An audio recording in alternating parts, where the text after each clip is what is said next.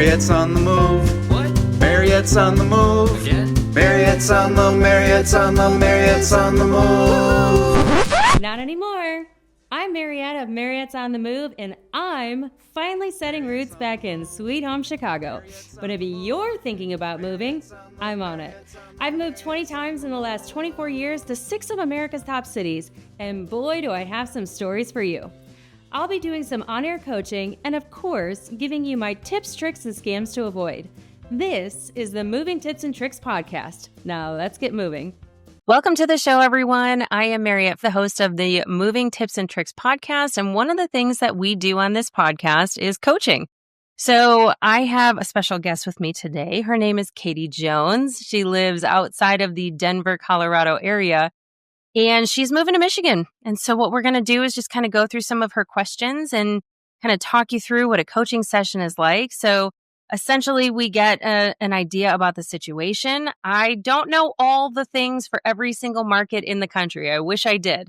But if there is something that I don't know how to answer, I'm going to tell Katie and I'll get back to her. If for the most part, we're just going to talk through the situation and see if we can come up with some solutions together. So Katie, welcome to the show. Thanks, Mariette. Thanks for having me. I'm very, very excited for today. We definitely are looking forward to getting some tips on moving. Yeah. Well, so you and your husband are moving, right? Do you have children? We do. We have a son who is almost a year old as we are recording this.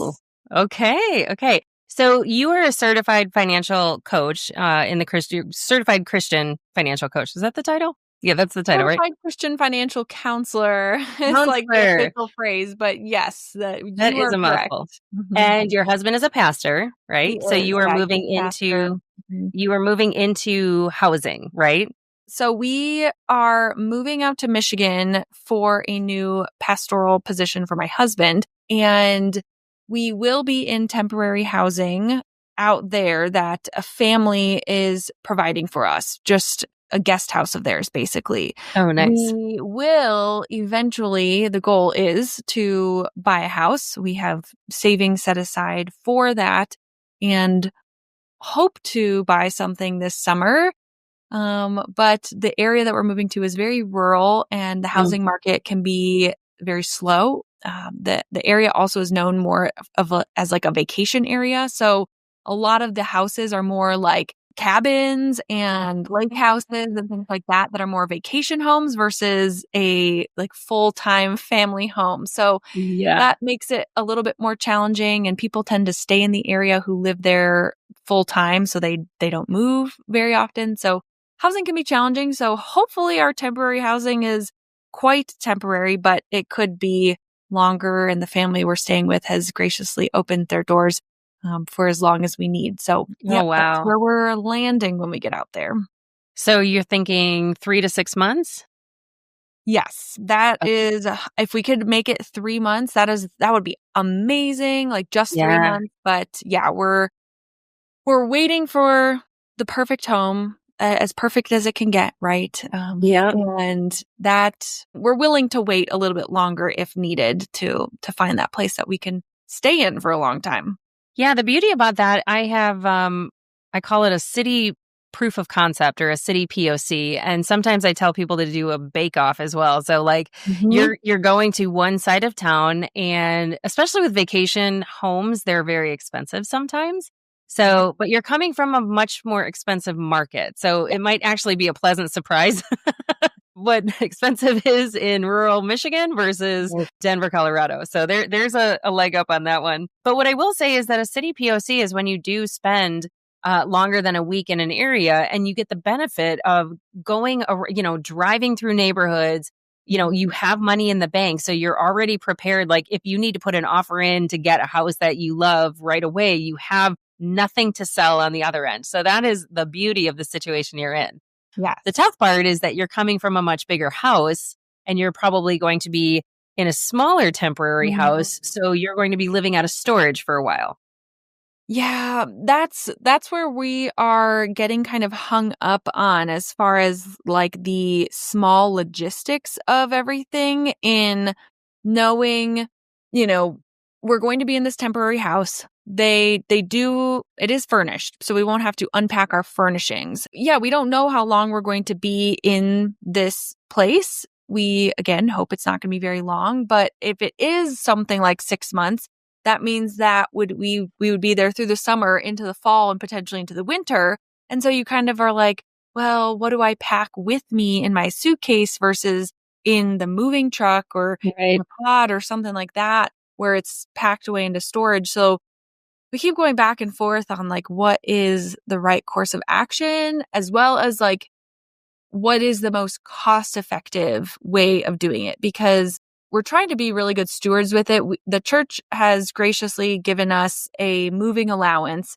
And at the same time, me as a financial counselor, I think about the numbers all the time. And I'm like, how can we make it like really, how can we do this frugally and just be really wise? And I want to evaluate everything. But at the same time, I'm like, I've never done a big move like this before. The last time I did something like this was moving out here to Colorado for college. And I only brought like, my clothes, right? And then I bought here because I didn't have anything else yet. Right. So, there's a lot. It's a lot. Well, so let's take a step back. So the house that you're moving into, how big is it? I think it's a few bedrooms. I actually don't remember off the top of my head. It definitely has more than 2 bedrooms, because that was one of the appeals of it for us, was there'd be a bedroom for my husband and I, and then for our son, and then something that I could hopefully work out of while we're transitioning. So yeah, that's another. Last night we were even talking about it. I'm like, do I make sure that I have all of my podcasting gear and computer set up and all this stuff, because I have to keep working myself. So I'm like, oh my gosh, but I'm not. I have a huge desk. This desk is wonderful. I love my desk, but I'm like, this can't just come into our car. This has to be packed in the truck. So, so how many cars do you have? We have 2 cars. Okay. So you told me prior that you did talk to a moving company. Did you just talk to one, or how many did you talk to? Yes, so far we have talked to one officially. So I've been looking online at some others, but I thought I would chat with you first before I go any further. But yeah, one, and I just used one of the big names. It's Mayflower, I think is the name. Mm-hmm. Yep. Yeah. So one of the things that I would recommend is take your zip code and Google moving companies and go to a local moving company. So bypass the ads and take like go into 3 or 4 of them. And the reason you do that is if you go to a broker site where you can get, multiple estimates at one time, what they do is a couple of things. One, it's open for scammers, right? So they're very sophisticated these days. They're going to tell you what you want to hear, give you the date that you need. Sometimes they ask for a deposit. Never pay for a deposit ever. That is a huge red flag for a scam. But what you want them to do is you want, 3, I would call 3 more moving companies if this is the route you want to go. So I would go 3 more moving companies, and I would say, you want to go and you want to look and make sure that they have a physical location, right? You want to look at the testimonies, and then you want to take, maybe pick 1 or 2 that you call and talk to them and kind of get a good sense for. And you want to go into the website protectyourmove.gov. And there is a moving database, like a movers database in there, and that's where you can see if they have any complaints against them. So you can even do that with the Mayflower company that you called. Some of those bigger companies, they're a lot less agile. And what happens with a bigger company like that, and they're not bad, I've used them myself, but you have to share a load, and you don't necessarily get a good range of like when your stuff is going to get out there. It used to be that they had 6 weeks to get it to you. And because you're going from Denver to Michigan, that's several states that they have to cross. Because not a lot of people are moving right now, there's a lot of stuff going on in the, economy and in the world. And so people, 1, there's very little inventory right now. And 2, people are just kind of holding tight right now to see what happens. And so when that happens, you sometimes have to wait for them to fill up the semi with maybe 1 or 2 other families before they'll drive their stuff out to you. Interesting. So so it's a lot. So if you go to, those 3 other moving companies, have them come and walk your house and do an on-site assessment. And when they're doing that, tell them what you think you're going to sell and what you're not going to sell, so they can get a good understanding of how much stuff you have. There's a couple reasons for doing that. One, they will be able to tell you, okay, this is probably going to go on a 26-foot truck. This is going to go on a 30-foot truck. And they'll give you kind of an estimate of how many pounds you have. Even if you do a DIY move and you end up renting a truck and a pod, now you know exactly how much stuff that you have. And they're giving you exactly what you need to estimate, because the pod type companies, so there's like Pods, there's U-Pack, there's 1-800-PACK-RAT, there's like, the top 5 of them out there. They're notorious for underestimating how much you need, how many pods you need. And so those pods are expensive and it costs a lot of money to store them. So what I would almost recommend, especially in your situation, because you don't know exactly how long you're going to have, I would check with the moving companies, because what you can do is almost a hybrid. So you have 2 cars. So you and your husband could rent, depending on how comfortable each of you is driving the moving truck itself, and then have pull a car behind you, and then have somebody drive in the second car with the baby. So what you would put in that moving truck is everything that you need physically to live for 6 months, right? So this is, the baby's crib, pack and plays, all the toys, your clothes, their clothes. Even if you have to pare down your clothes for several seasons, I would almost have that local moving company, because they have a whole network of, so for instance, for my move in Charlotte, from Charlotte to Indianapolis, when I moved, my guy had a 26-foot truck. And I mean, it was packed to the brim. I had a three bedroom house with a 2-car garage. And I mean, there was like nothing else we were fitting into this truck. But what I had them do is I had all of the stuff that I was going to be putting in my apartment at the front of the truck. And the second half of the stuff in the truck was going into storage. So I had them take it directly to a climate controlled U-Haul storage facility. And I got 2 storage units. I think it cost me about $250 a month, but I didn't have a baby. I didn't have like all of that other stuff, and it was only me, right? So with you guys, you can make it almost an adventure, and have a move with you guys doing kind of this hybrid. So it also would cost you less money, because you're going to have less poundage, but they can still help you pack your U-Haul, like your actual Ryder truck or whatever, U-Haul truck, whatever you end up renting. So they can still help you pack that, but they're also packing their truck. And at that moment, you can kind of figure out what needs to go where. And then you take it directly to a storage place versus, I mean, like I said, you can definitely do pods. Pods is an option as well. And they can pack it. You can get a local crew to actually pack the pod and pack yours. But pods is going to be is likely going to be more expensive long term to actually store it. We did find out that Pods does not go to this very rural town. That is another thing. I did consider it because since we are moving somewhere temporarily, obviously storing our stuff is a big question. Yeah. When I did talk to this gentleman from Mayflower, he told me offhand, I mean, we have the full quote now, but even just on the call, he was like, if even for 30 days of storage, he's like, the minimum is going to be around like $4,000 because of all of the upfront fees first. And then he said on an ongoing basis, it'll probably be like $1,000 to $1,500 per month. So it's basically like rent. And it's literally I'm like, rent. oh my gosh, like we're not going to be paying rent, obviously, while we're living at someone else's house, but it would be nice not to have to pay rent at all. Yeah. So that was a big thing. And you have no access. So this is always a big thing for me. When you rent a U-Haul, I mean, I'm using U-Haul as like Kleenex. When you rent a storage place, or a storage, like a 10 by, you would probably be able to get away with a 10 by 20 and one smaller one if you have 3 bedrooms worth of stuff, but they're going to pack it all in. If you got 2 10 by 20 storage units, you're going to have access to your things if you need to go back and forth. So you would only have to pack clothes for 1 or 2 seasons. You wouldn't have to pack it for the 6 months. The beauty of that is that you have access, and there's always going to be things that you're like your vacuum or something that you're like, holy cow, I totally forgot. Like, why did I not think I'm going to need that? But I need that. So you're going to have the access, but you're also not going to be paying $1,000, $1,500 a month. You're probably going to be paying $250 to $300 a month max if you had almost your whole house in there. Because it sounds like you are going to be able to get rid of a lot of furniture and a lot of your stuff. But the beauty too about one of those storage facilities, and I don't have an affiliation with any of these, I don't have affiliations with any of these companies at all. So just to put that out there for everybody, I literally have just done this so many times that that's kind of my experience. But they're on site when you're moving in.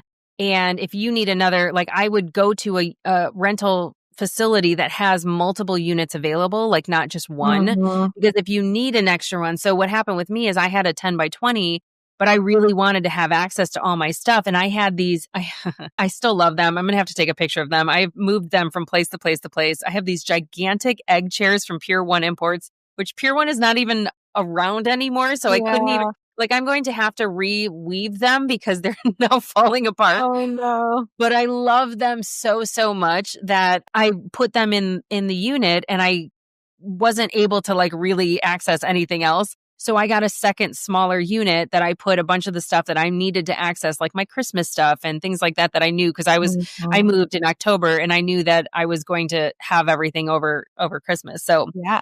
that's an option for you. I mean, I love the idea of you guys getting a smaller, like a 20-foot truck that you put all of your stuff, your baby stuff, you know, pots and like your favorite pots, pans and stuff like that. Toiletries, all that stuff, even plants. I mean, I love my plants. You can't put a plant on a moving truck, but you can put it on a rental truck, and towing your car and then having one of you drive behind it with the baby, because you're not going to have room for the baby. The rental trucks are typically 2-seaters. Yeah. When we've done our smaller moves just across town, we've always done like a U-Haul or something. And that was moving from very small places to, I mean, our last place we moved from was a 2-bedroom, 1-bath, and it was like 1,100 square feet. And so it was much smaller than this. Do you have a truck to pull a bigger trailer on? Because they have like the 16-foot, 20-foot trailer. Yeah.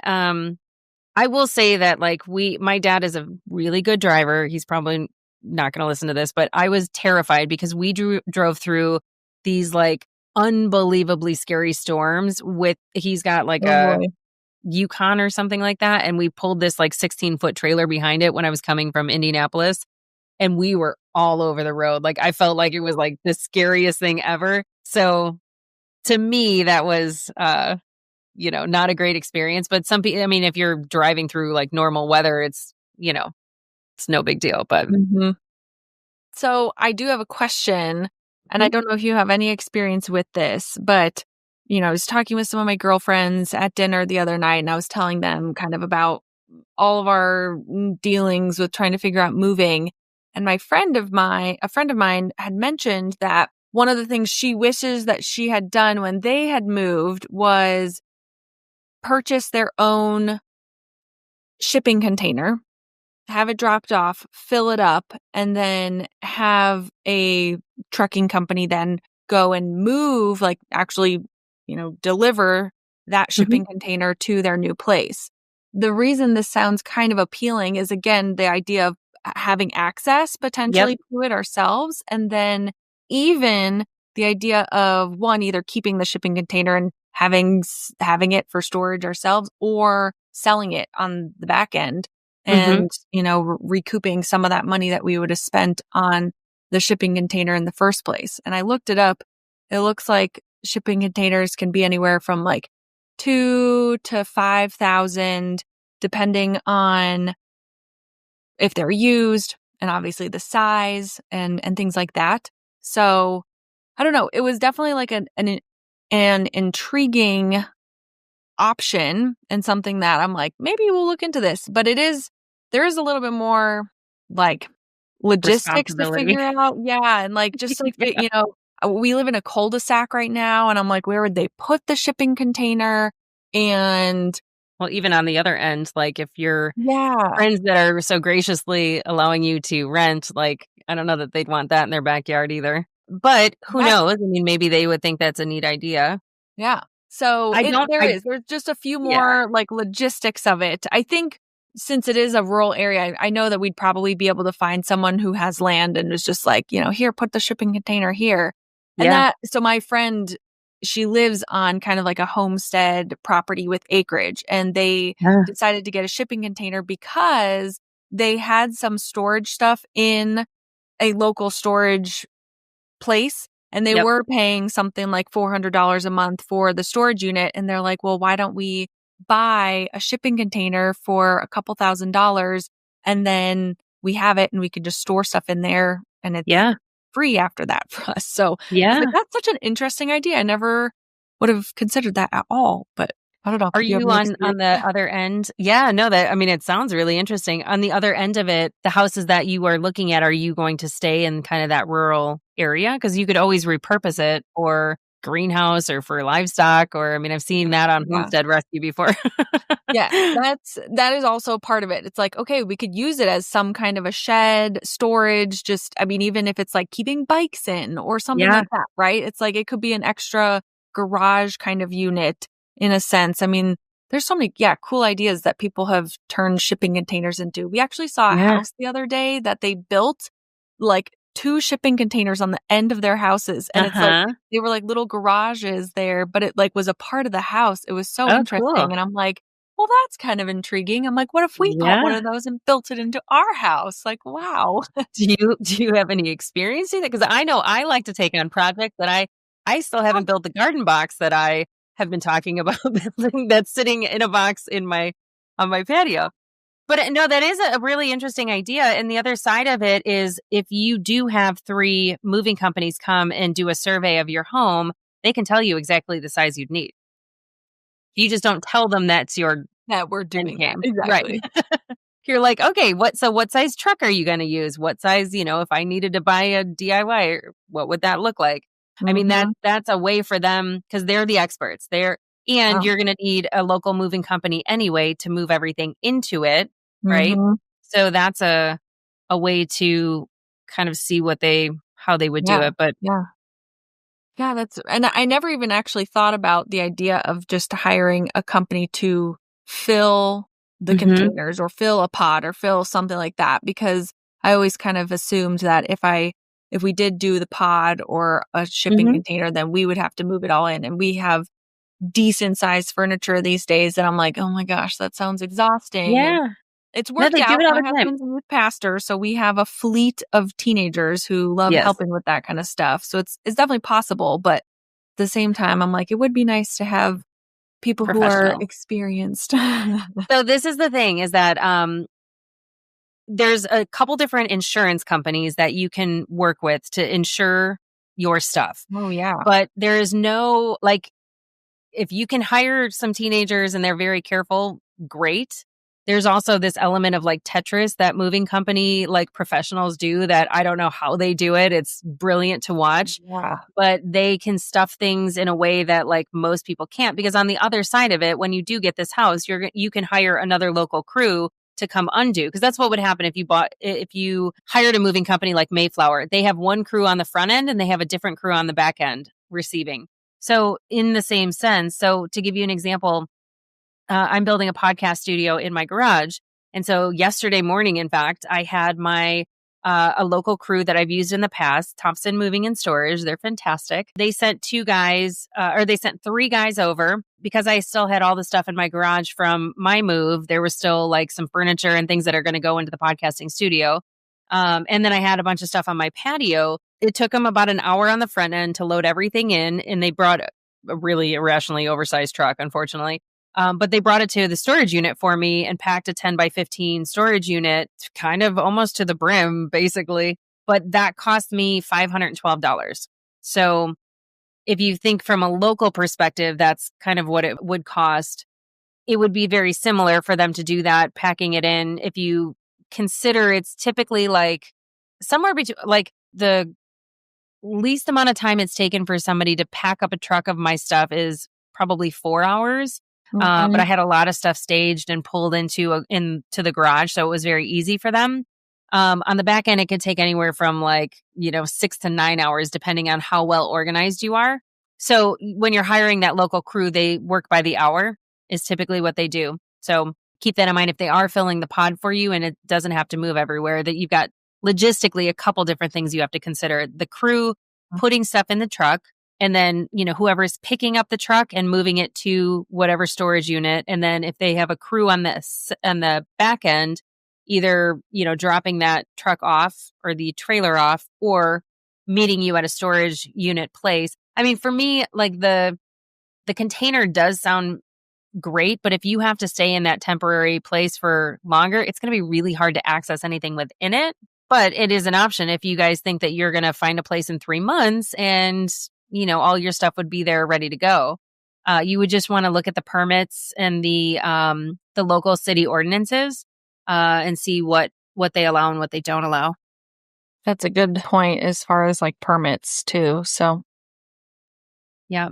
But there are like 5 insurance moving providers. Like I would even consider, if you're DIYing your move, like U-Haul has a company that if you were to get one of their trucks, e-move insurance, I think it is, but they would insure your whole move. If you have renter's insurance right now or homeowner's insurance right now, you can call and see if you can get a rider on that. Cause I know State Farm, Allstate, USAA, Geico, those guys all will do some sort of they'll cover losses per se, but they're not necessarily going to cost replacing something or they'll replace something if it's damaged. They're not going to pay to fix something per se. Baker International is one. They kind of do a big umbrella type thing, but they will actually replace loss.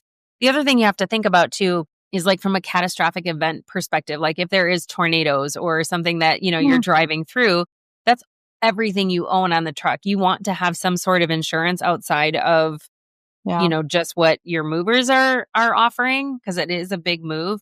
It's typically not that expensive, but the movers themselves, there's 2 different types of moving. There's binding and non-binding. So binding or valuation insurance, they have total loss versus full replacement, right? So there's a huge difference, and that's kind of how the moving companies insure you. So it's usually 60 cents per pound is kind of the going rate. So if you think about it, if you have 10,000 pounds worth of stuff, that's all the money you're getting to replace everything on that truck, right? So you want to think about those things and have some sort of rider to complement what you're getting just in case. And if you're okay and the stuff that you have, you don't really care and could probably get donations or something like that, then, it's a risk that you can take. But I see not enough people getting insurance and then, kicking themselves later if something does happen.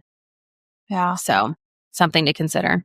Yeah. No, that'd be scary, especially there was a few weeks ago, there were all those tornadoes and craziness in the Midwest that was happening. So there definitely is very real. I saw trucks tipping over on the news, Yeah, it's scary stuff. But I think for the most part, if you're aware and you stop at hotels and watch the radar, I think so many people take risks that I just don't understand. But I'm very risk averse. That's more that's for me. So So hopefully this has been helpful. I know we're coming up on a half hour. I want to be respectful of your time. Yeah. Is there any other questions that you have? No, this has been really helpful. I mean, just a lot of little things that I'm oh, I never even thought of this. And even just the idea of hiring a crew to help pack even a pod or a shipping container or something like that. If we do the kind of DIY version of it. I think maybe the last thing I'd love to I don't even know what to ask about it, but as far as have you ever heard of anyone negotiating rates for the quotes they've received for moving? So, I mean, we did receive a quote for moving with Mayflower. I don't know that we will go with them just because first off, it was very large. I mean, I knew it was going to be expensive with them, but I wanted to kind of you said, just get the idea of what size do they expect, what are they considering, all this stuff. And so I wanted to kind of get the ball rolling with that. But it was just so large, and I wasn't sure, like, is there room for negotiating with moving companies as far as like the rates and things like that? Do you know? Not typically. No, unfortunately not. But that's why I tell you to get 3 other quotes and have them physically come and did they come and survey the house? We did like a virtual one. So I did like it was like a Zoom kind of thing, and walked through the house and showed them every little thing, and they were asking questions, and it felt pretty thorough to me. So yeah. And that's just the same. I mean, they started doing that over the pandemic, so I can definitely see that. I would have 2 or 3 other moving companies. I would go local. Like I said, the local companies have a little bit more room, and they might be able to negotiate. It's like so what happens when you have like a big Mayflower company, they broker it out. So they're not typically like, it's brokered out to a different moving person who owns like a local truck. And then they bid it out and have a local crew with them typically. So they have to cover their gross profit and then the other trucker's gross profit. And what they build into it is like their gas, their insurance, if something, happens. So that's where you're typically going to pay a little bit more for the Mayflowers, the Allieds, the bigger companies. The smaller companies, the locally owned companies, they have a little bit more room, and typically they will take your stuff directly to you instead of having a couple different loads that they have to do. And so you gain a little bit of traction there. And then on the other side of it, they have a whole network of local movers that they typically tap into, so they can get another load on the way back to wherever it is that they came from, which covers the cost of you having to pay round trip. Because if the Mayflowers of the world don't have a round trip to come back to, you're paying that money. You're paying for both sides of their trip instead of just your one side. So you can get, those 2 or 3 other bids and then throw out the highest and the lowest and pick the 2 in the middle. And then I would go, make sure you go to FMCSA's website. So Federal Motor Carrier Safety Administration, that's the protectyourmove.gov. I would do that before you pick one and see if there's any complaints against them. Yeah. Because that's where they're going to be. And it doesn't matter if it's the Mayflowers or the bigger ones of the world, because they work with brokers. So you want to make sure that you're looking at whatever local company would actually be doing the move for you. Yep. Okay. I actually do have one last small question. Yeah. So we have a glass tabletop. It's like our dining room table is a glass thing. We inherited it. It's wonderful. It's beautiful. Yeah. It is heavy and obviously fragile when moving.